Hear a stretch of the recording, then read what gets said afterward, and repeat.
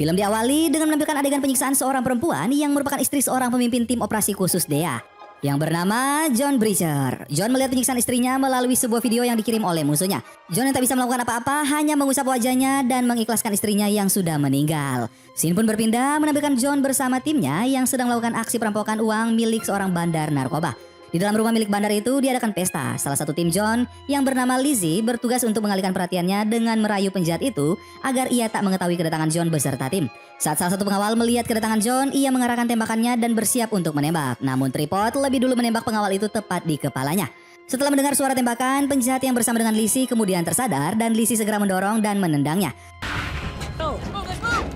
Penjahat itu mengeluarkan pistolnya lalu mengarahkannya pada Lizzie. Dengan gerakan cepat, Lizzie mengambil pistol itu dari tangannya lalu menembak penjahat itu hingga meninggal. Bukan hanya satu, tapi beberapa pengawal juga ikut tertembak akibat ulah Lizzie. Lizzie kemudian segera keluar dan menemui timnya. Ia berkata pada John bahwa ia mengetahui letak berangkasnya. John pun mengangguk dan membiarkan Lizzie masuk dalam mobil mereka untuk mengganti baju. Sementara Lizzie mengganti pakaiannya, John dan tim memasang bom di pintu agar bisa terbuka. Setelah bom diledakkan, mereka kemudian segera masuk. Di dalam ruangan itu masih terdapat banyak pintu yang harus mereka lewati. Sebuah tembok yang tertutup beton mereka buka menggunakan bom peledak. Namun sebelum itu mereka menembak satu orang penjaga yang berjaga di tempat itu hingga akhirnya meninggal. Sesampainya mereka di berangkas, mereka disuguhkan dengan pemandangan setumpuk uang. Sejumlah 10 juta dolar mereka curi dengan memasukkannya ke dalam saluran air. Selama sebagian tim mengambil uang, Smoke yang berjaga di depan pintu tertembak oleh musuh. Tripod pun membalas dengan menembak musuh itu tepat di dadanya. Mereka menghubungi atasannya untuk menyiapkan ambulans beserta dengan tenaga medis untuk membawa Smoke ke rumah sakit. Setelah itu, tim yang tersisa kemudian pergi melewati jalan lain untuk menemui uang yang berada di saluran air. Sebelum itu, John meledakkan sisa uang yang berada di berangkas hingga tak ada yang tersisa.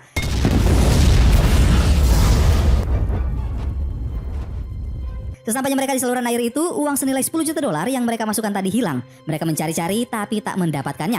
Lizzie melihat sebuah peluru berada di dekat tali mereka yang terputus dan mereka pun tampak kecewa dan pergi. Scene kemudian berpindah menampilkan John beserta tim yang diinterogasi oleh petugas yang memerintahkan mereka untuk mencuri uang itu. Aksi mereka dalam mencuri uang 10 juta dolar bukan semata keinginan mereka, tapi itu adalah tugas yang dipercayakan pada mereka. Namun sayangnya uang itu hilang tak bersisa. 6 bulan kemudian menampilkan John yang hidup sendirian. John tampak diawasi oleh 2 orang laki-laki. Namun John menganggap mereka berdua menjadi seperti teman. Kemanapun John pergi, mereka selalu ikuti. Setelah melakukan rutinitasnya, John pergi bekerja. Selama ia bekerja, para karyawan terus menghinanya. Mereka menuduh John sebagai pencuri, namun John berusaha untuk tak peduli. John yang baru saja kembali dari toilet menemukan sebuah sticky note yang bertuliskan perintah untuk menemui atasannya di ruangan. John pun datang dan atasannya itu berkata bahwa semuanya sudah berakhir. John mengira bahwa ia akan dipecat, namun ternyata yang berakhir adalah penyelidikan terhadap John dan timnya yang dituduh sebagai pencuri. Atasannya berkata bahwa John beserta tim terbukti tak bersalah. Atasannya juga menawarkan John pada misi yang baru. Ia memberikan pistol dan surat kuasa pada John dan John pun menerimanya. John kemudian pergi ke suatu tempat di mana seluruh anggota timnya berkumpul. Dalam rumah itu terdapat Lizzie, Sugar, Monster, Grinder, Pyro, Neck, dan Tripod. Di dalam rumah itu mereka semua bersama selama 6 bulan tanpa melakukan apa-apa. Mereka benar-benar terlihat seperti keluarga. Hingga akhirnya John memasuki rumah itu. John bertanya mengapa rumah itu terlihat seperti kapal pecah yang disaut oleh Monster dengan pernyataan bahwa John tak seharusnya berada di sini. John berkata pada mereka bahwa penyelidikannya sudah berakhir dan kini saatnya mereka beraksi kembali. John kemudian mengeluarkan surat kuasa, lalu seisi rumah pun bersorak-sorai. Mereka bahagia karena pengurungan selama 6 bulan berakhir dan kini memiliki tugas baru. Setelah itu, mereka pun pergi berlatih di markas yang biasanya mereka pakai 6 bulan yang lalu. John melihat wajah Lizzie yang tampak kelelahan karena Lizzie adalah satu-satunya wanita dalam tim mereka. Ia meminta Lizzie untuk beristirahat, namun Lizzie menolak dan tetap pergi bersama anggota yang lain. Di dalam latihan, John memberikan beberapa saran dengan memberikan letak-letak tersembunyi yang biasa digunakan oleh musuh. Saat terjadi perdebatan, John datang untuk melerai dan memberikan arahan untuk timnya. Para anggota pun menerimanya lalu mengulang latihan yang belum terselesaikan. Dalam ruang terpisah yang hanya berisikan John dan Monster, mereka berdua berbicara empat mata. John bertanya pada Monster mengapa kemampuannya menurun, padahal sebelumnya Monster memiliki insting terhadap musuh lebih baik daripada anggota lainnya. Monster pun menjawab dengan jujur. Ia berkata selama 6 bulan ia tak berhenti memikirkan dalang di balik hilangnya uang yang mereka rampok. Selain itu, Monster juga berkata bahwa ia kecewa pada John karena tidak bersama mereka selama 6 bulan. Kepercayaan di antara mereka kini memudar dan ia tak bisa begitu saja melupakan kejadian di mana Smoke tertembak lalu meninggal. John berkata bahwa ia tak bisa bersama dengan mereka karena adanya aturan yang tak boleh ia langgar. Monster tak menerima alasan John dan ia bertanya sejak kapan John mematuhi aturan. Bukannya selama ini ia selalu bergerak sesuai keinginannya. Monster berkata lagi bahwa mereka bukan lagi tim, melainkan hanya suatu kelompok. John membantah perkataan Monster dan berkata bahwa mereka masih keluarga dan Monster harusnya percaya padanya. Scene kemudian berpindah menampilkan seluruh anggota yang sedang berunding. John berkata pada seluruh tim bahwa ia kecewa karena mereka sudah tak saling percaya. Padahal John percaya pada semua anggota lebih dari nyawanya. Dalam aksi mereka selanjutnya dibutuhkan kepercayaan satu sama lain. John memerintahkan mereka untuk membunuh para penjahat bukannya dia. Mereka pun menerimanya dan kembali berlatih.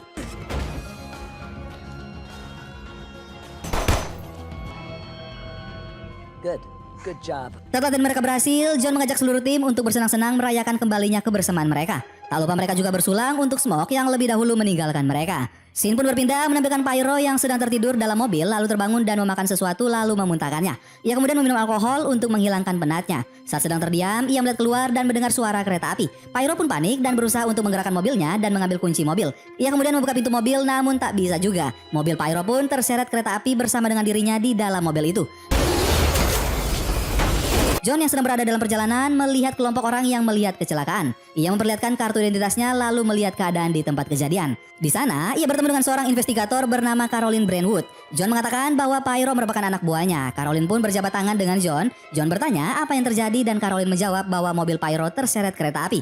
John pun membantu Caroline mencari bagian tubuh Pyro yang terpisah akibat dahsyatnya tabrakan kereta api. Keesokan paginya, Caroline mengunjungi rumah milik John dan timnya. Sesampainya ia di tempat itu, pintu dibukakan oleh Lizzie. Lizzie mengatakan kata-kata tak sopan pada Caroline lalu membawanya masuk ke rumah. Di dalam rumah itu, Caroline kembali mendapatkan perlakuan tak sopan dari anggota tim lainnya.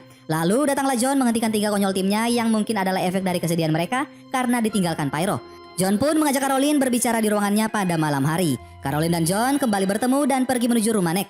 John memanggil-manggil namanya namun tak ada yang menyahut. John dan Caroline pun masuk ke dalam rumah. Mereka berjaga-jaga dengan mengeluarkan pistol masing-masing. Saat mencari keberadaan Nick, Caroline terjatuh karena darah yang berceceran di lantai. John pun mengarahkan senternya ke arah Caroline kemudian melihat sesuatu yang ada di atas mereka. Ternyata mayat Nick lah yang menyebabkan darah yang ada di lantai. Mayat Nick dipaku pada langit-langit rumahnya dan Caroline yang melihat hal itu terkejut dan juga ketakutan. Sekeluarnya mereka dari rumah itu, Caroline merokok untuk menghilangkan ketakutannya pada kejadian yang barusan ia lihat. Ditambah lagi bajunya yang dipenuhi oleh darah milik Nick. Para polisi pun datang untuk menurunkan mayat Nick, lalu mayat itu dibawa pada dokter forensik. Dokter itu mengatakan pada Caroline bahwa Nick kehabisan darah dikarenakan jantung bagian kanannya tertusuk. Pembunuh yang membunuh Nick juga mengeluarkan seluruh isi perutnya seperti mengeluarkan perut babi. Nick yang merupakan orang terlatih membuat para dokter penasaran siapakah orang di balik kematian Nick yang mampu memaku tubuhnya di langit-langit rumah. Pastinya orang itu jauh lebih hebat daripada Nick sehingga mampu membuatnya tak berdaya dan tewas mengenaskan. Seorang dokter forensik kemudian menemukan sehelai rambut yang berada pada mayatnya Nick. Dokter itu pun membungkusnya dan Caroline pun pergi dari situ. Di sisi lain, John bersama dengan sisa timnya kini sudah kehilangan 3 anggotanya. Mereka mulai resah dan ketakutan menunggu giliran mereka untuk direnggut nyawanya. John berkata bahwa inilah konsekuensi bagi mereka yang melawan penjahat kartel narkoba yang memiliki kuasa. Namun Grinder membantah bahwa kematian anggota mereka bukanlah ulah penjahat kartel itu. Mungkin saja satu dari antara mereka lah yang menyebabkan kematian itu. Jika memang penjahat kartel yang membunuh anggota mereka, mengapa para penjahat itu tidak membunuh anggota FBI yang memerintahkan mereka untuk melakukan misi? Grinder berasumsi bahwa rumah yang mereka tinggali disadap oleh musuh. John yang tak terima kemudian melawan Grinder dan mencengkram lehernya hingga terbaring di meja. John berkata pada Grinder untuk berhenti mencurigai satu sama lain. Grinder pun angkat tangan dan tak membalas perlakuan John. Scene lalu berpindah menampilkan Lizzie dan Monster yang merupakan sepasang suami istri sedang terlibat perdebatan. Lizzie yang berencana untuk pergi dari rumah dihalangi oleh Monster dengan alasan bahwa di luar berbahaya untuk keduanya.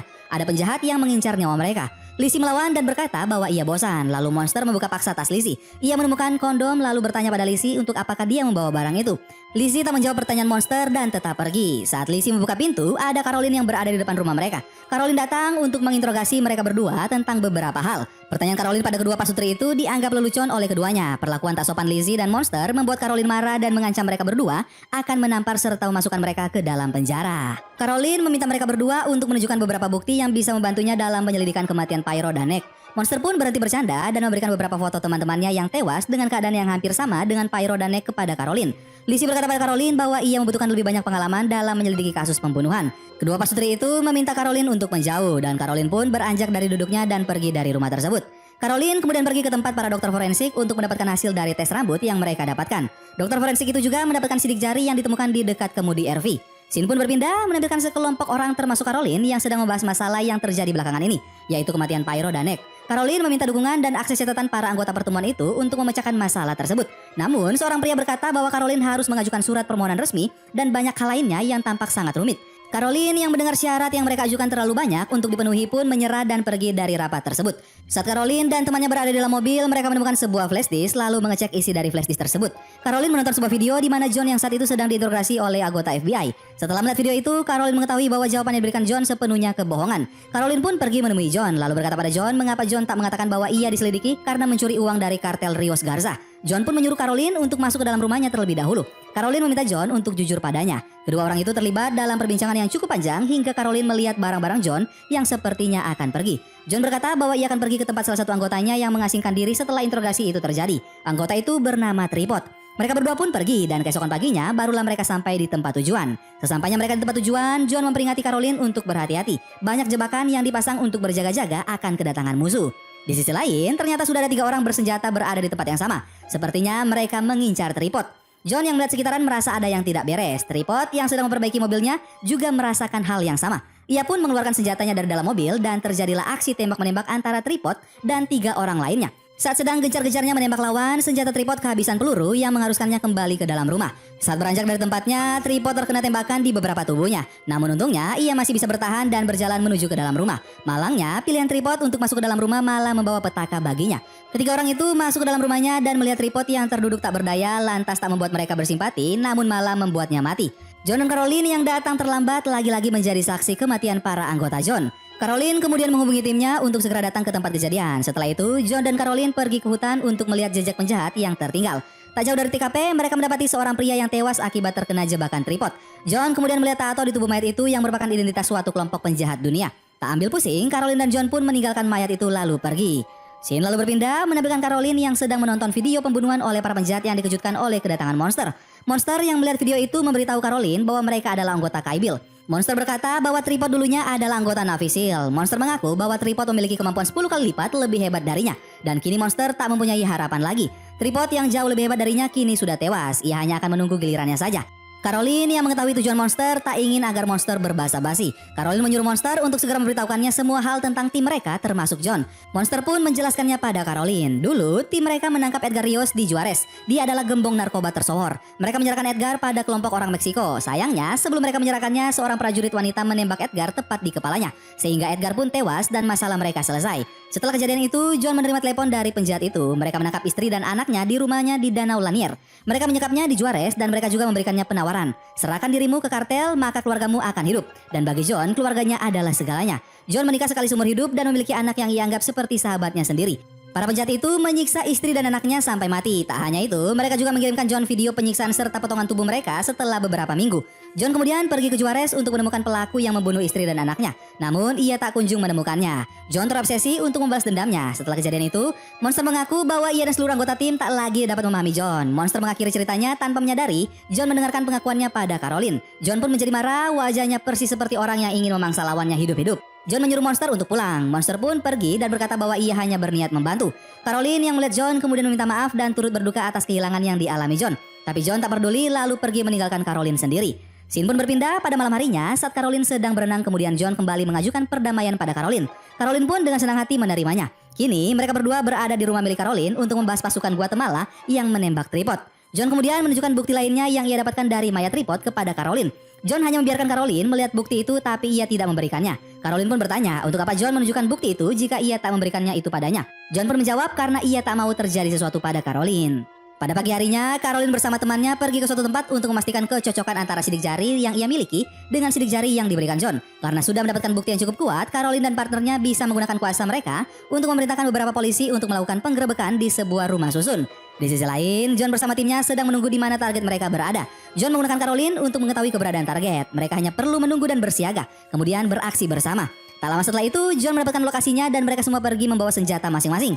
Selama perjalanan, mereka membahas rencananya. Sesudah sampai di rumah tingkat itu, mereka mengerahkan seluruh senjata mereka dan memasuki seluruh ruangan yang ada.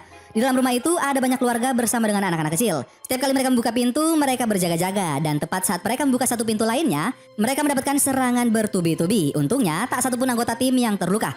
Semua musuh tewas tertembak dan akhirnya mereka pun menemukan tempat persembunyian barang haram yang selama ini mereka cari. Namun kabar buruk datang dari monster. Ia berkata bahwa orang-orang yang mereka bunuh bukanlah anggota Kaibil. Sekeluarnya mereka ada Caroline dan juga para polisi. Caroline bertanya pada John apa yang sedang ia lakukan. John pun menjawab bahwa ia baru saja mengerjakan tugasnya. Caroline lalu tersadar dan berkata bahwa John memanfaatkannya. John hanya diam lalu pergi begitu saja.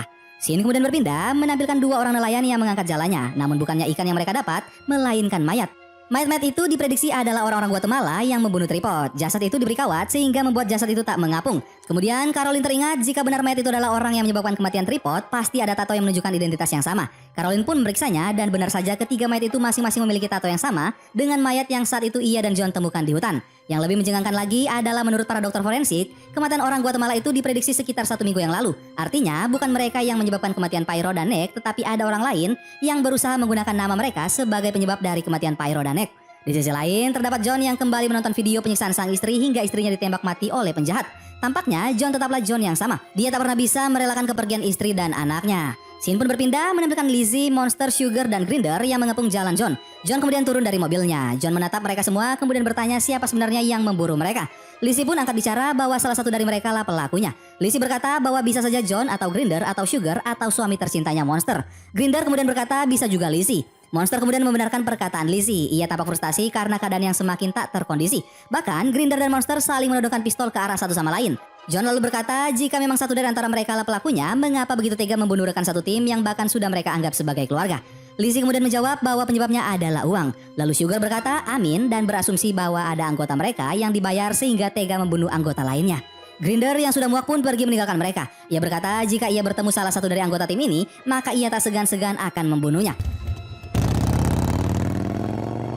Setelah kepergian Grinder, John kembali bertanya pada tiga orang itu apakah persaudaraan mereka berakhir. Tak ada lagi tim. Lizzie berkata bahwa ia menyukai perkataan John karena memang mereka sudah tercerai berai dan tak akan ada gunanya lagi mempersatukan. Fakta mengejutkan lainnya adalah Lizzie mengaku bahwa dirinya berselingkuh dengan Sugar. Monster pun menampar Sugar. Ia mengira bahwa Sugar adalah temannya, tapi ternyata Sugar tega merusak pertemanan mereka dan berselingkuh dengan istrinya. John pun melerai perkelahian mereka. Lalu Sugar pergi bersama Lizzie meninggalkan John dan Monster. Monster lagi-lagi bertanya apakah mereka benar-benar bubar dan tercerai berai. John pun menjawab dengan anggukan kepala. Scene lalu berpindah menampilkan Grinder yang mendatangi Caroline dan mengaku padanya bahwa mereka memang mencuri uang itu, tapi mereka juga kehilangannya dan tak tahu di mana letaknya berada. Caroline yang sudah mengetahui hal itu hanya mengangguk-angguk kepalanya. Di tempat lain, Caroline bertemu dengan John. John menjelaskan semuanya pada Caroline bahwa seluruh keluarganya memang sudah meninggal akibat ulah musuh-musuhnya. Setelah kematian istri dan anaknya, John berusaha untuk bangkit dan kembali berjuang bersama dengan timnya. Setidaknya John masih memiliki para anggota timnya, namun sekarang tak ada lagi tim yang artinya semuanya sudah berakhir. Scene kemudian berpindah menampilkan John dan Caroline yang menunggu kedatangan Grinder di sebuah rumah makan. Sesampainya Grinder di tempat itu, John berdiri dan memeluk Grinder. Grinder meminta maaf pada John. John memintanya untuk jangan meminta maaf. Caroline berkata bahwa ia bisa melindungi Grinder. Namun belum sempat Grinder membalas perkataan Caroline, kepala Grinder langsung tertembak. John menarik Caroline untuk berlindung dari tembakan itu, sedangkan Grinder dapat dipastikan sudah meninggal akibat peluru yang ditembakkan dari seberang gedung. Polisi yang mendengar suara tembakan itu pun segera pergi menuju tempat yang mereka duga sebagai tempat pelaku menembakkan senjatanya. Kemudian datanglah Caroline dan John. John bertanya siapa yang menjadi tersangka mereka. Seorang polisi pun menjawab bahwa tersangka mereka adalah seorang perempuan berambut panjang. Lalu John menunjukkan foto Lizzie pada polisi itu yang kemudian dijawab dengan anggukan dan berkata bahwa benar wanita itu yang tadi ia lihat keluar dari ruangan ini dan menaiki mobil merah bersama seorang pria. Dugaan John jatuh pada Lizzie dan Sugar. Scene pun berpindah menampilkan Caroline dan John yang pergi ke rumah milik Monster dan Lizzie. Mereka masuk tanpa mengetuk lalu berjaga menggunakan senjata. Setelah merasa keadaan aman, mereka menurunkan senjata. John menduga bahwa Lizzie sudah melarikan diri. John mempunyai insting bahwa sebelum Lizzie pergi meninggalkan rumah, ia sudah membunuh Monster. Dan benar, John melihat lumuran darah yang keluar dari dalam kulkas. Kemudian ia membukanya dan melihat mayat Monster yang sudah membusuk. Setelah menelpon pihak kepolisian, John dihubungi oleh Lizzie. Lizzie mengaku pada John bahwa ia sudah melakukan kesalahan. Lizzie meminta John untuk mendatanginya di suatu tempat. John pun mengikuti permintaan Lizzie. Ia pergi ke parkiran yang disampaikan oleh Lizzie. John pun turun membawa senjatanya menuju mobil merah milik Sugar. Ia melihat Lizzie di dalam mobil itu dan bersiap untuk menembaknya. Namun Sugar duluan menembak punggung John. John pun terjatuh karena kuatnya dorongan dari tembakan itu. Untungnya John menggunakan pakaian anti peluru sehingga tubuhnya terlindungi dari peluru tersebut. Caroline yang pergi bersama John segera mengemudikan mobil dan menembak ke arah Lizzie. Sayangnya tembakan itu meleset. Sugar pun segera pergi dari parkiran itu sebelum tertangkap. Terjadilah kekacauan di jalanan karena ulah mereka berempat. Lizzie yang berada di bagasi tak henti-hentinya menembak ke arah mobil Caroline. Lizzie yang melihat tak ada lagi mobil yang mengejar memberitahu Sugar bahwa mereka sudah aman. Tapi tak lama kemudian mobil Caroline datang dan kembali mengejar. John menembak kaca mobil Sugar dan kaca mobilnya pun pecah. Sugar kemudian memberi perintah pada Lizzie untuk menembak mesin mobil milik Caroline. Lizzie pun menurutinya. Sugar yang melihat tembakan Lizzie tak berhasil akhirnya turun tangan dan ia turut ikut menembaki mesin mobil Caroline. Namun malangnya Sugar yang tak fokus mengemudi malah menabrak seorang pesepeda. Tubuh dan darah pesepeda itu menghalangi pandangannya sehingga mengakibatkan mobilnya menabrak truk yang mengangkut sebuah mobil dan Sugar pun tewas.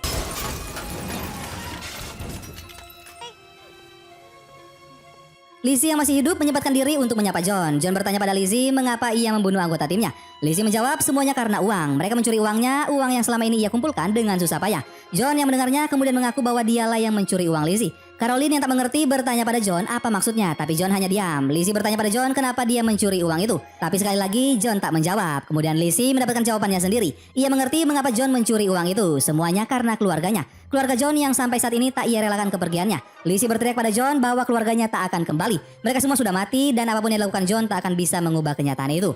John yang terbawa emosi lalu menembak Lizzie. Caroline marah pada John karena sudah membunuh tersangkanya. John kemudian berpesan pada Caroline untuk menjadi wanita baik dan menyuruhnya pergi. Caroline yang syok mundur teratur dan saat ia ingin pergi, partner kerjanya datang dan bertanya ada apa. Caroline mengusap wajahnya lalu bertanya di mana John. Partnernya itu berkata bahwa John ada di sana. Namun saat mereka berbalik, John sudah pergi. Caroline segera memerintahkan timnya untuk mencari John tapi tak mendapatkannya. John terlalu cepat untuk dapat dikejar. Scene pun berpindah menampilkan negara Meksiko. John mendatangi seseorang dan menanyakan keberadaan pelaku yang menyebabkan keluarganya meninggal. Orang itu diam dan tetap bungkam. John menyogok orang itu untuk memberitahunya keberadaan dalang di balik kematian keluarganya, namun dia tetap diam. John kemudian menambah uang sogokannya. Orang itu tampak bimbang hingga akhirnya ia menyerah lalu memberitahu John keberadaan sosok yang ia cari. Scene pun berpindah menunjukkan John yang berada di sebuah bar untuk mencari pelaku di balik kematian keluarganya. Ia melihat wajah orang-orang yang ada di bar itu dan mencocokkannya dengan foto yang ada di genggamannya. John melihat seorang laki-laki bertopi yang sesuai dengan foto itu. Ia melihat laki-laki itu sedang bersama seseorang perempuan. John yang terus memperhatikan gerak-gerik orang itu segera beranjak dari tempat duduknya dan mengikuti penjahat tersebut. John yang menemukannya langsung menamparnya dan menembak kepalanya. I can take your family. Setelah menembaknya, John keluar dari ruangan itu dan mendapati banyak orang bersenjata yang siap menembaknya. John yang beraksi sendirian tak menyerah. Ia tetap menembakkan pelurunya ke arah para musuh. Hingga akhirnya ia berhasil membunuh semua orang di bar itu. John pun duduk sendirian di bar itu sambil menghisap rokok dan meminum alkohol. Dan film Sabotage pun selesai. Gimana guys aksi Opa Arnold barusan? Silahkan komen di bawah ya. Mimin cukupkan saja video kita kali ini. Sampai ketemu lagi bareng Mimin Guanteng di film-film selanjutnya. Dan kekecewaan adalah salah satu cara Tuhan dalam berkata, aku punya sesuatu yang lebih baik buatmu. Dadah.